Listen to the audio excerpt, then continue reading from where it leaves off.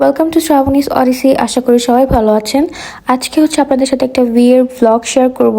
আর বিয়েটা ছিল আমার আপন ফুফাতো ভাইয়ের ছেলের বিয়ে, মানে আমার ভাইস্তার বিয়ে।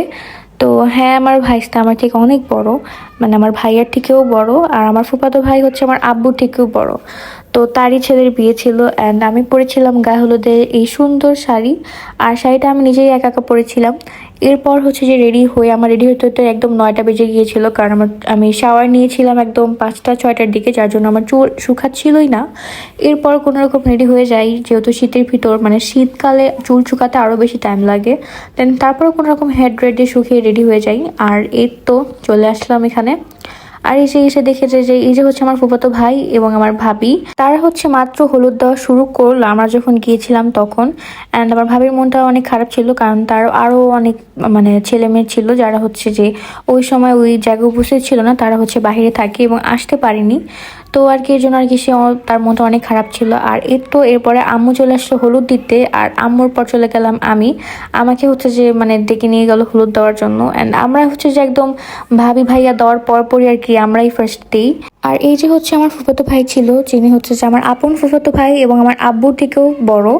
তো মানে আমার আব্বুর দিকে সবাই হচ্ছে যে অনেক অনেক বেশি সিনিয়র আমার থেকে। এরপর এই হলুদ দেওয়া শেষ, মানে অলমোস্ট আর কি আমাদের শেষ। আমরা হচ্ছে আব্বুর জন্য ওয়েট করছিলাম, আব্বু একটু বাইরে গিয়েছিল।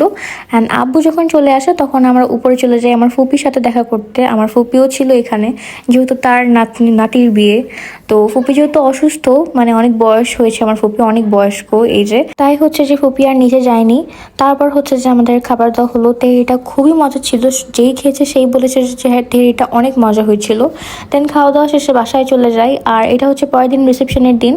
আমি এই ড্রেসটা পরেছিলাম, এটা একটু পার্পল টাইপের বা ল্যাভেন্ডার কালার বলা যায়। এখানে ক্যামেরা ওরকমভাবে বোঝা যাচ্ছে না। সো এই যে হচ্ছে আমি এখন একদম রেডি। আর রেডি হয়ে একটু নিজেকে একটু রং ঢং করছিলাম, তো নিজেকে একটু আয়নায় দেখছিলাম। এই তো দেন আর আমি হচ্ছে যে মানে কালকে যদি আমার রেডি হতে অনেক বেশি লেট হয়ে গিয়েছিল, তাই আজকে আমি একদম সবার আগে আগে রেডি হয়ে গিয়েছিলাম। আর কালকে আব্বু খুব বলছিল যে তাড়াতাড়ি করো তাড়াতাড়ি করো, বাট আজকে আমি আব্বুকে বলছিলাম যে তাড়াতাড়ি করো। আর এই যে হচ্ছে বউ বউ খুব মিষ্টি ছিল।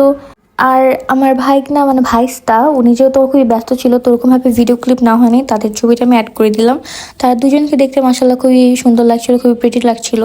আর এরপর হচ্ছে যে খাবারের পালা ছিল, মানে খাবার দাবার খাওয়ার টাইমে আমার দুই হাতে, মানে এক হাত দিয়ে আমি খাবার খাচ্ছিলাম আর এক হাতে আমার ব্যাগ ছিল, তাই আমি খাবারের কোনো ক্লিপ নিতে পারিনি। খাবারেও অনেক রকম আইটেম ছিল, পোলাও, গরুর মাংস, রোস্ট, জর্দা, বিফ কাবাব, বোরহানি, আরও অনেক অনেক কিছু যেগুলো আমি নিতে পারিনি। সো আজকের ভিডিওটি এই পর্যন্তই থাকবে। আশা করি সবাই ভালো লেগেছে। Thanks for watching.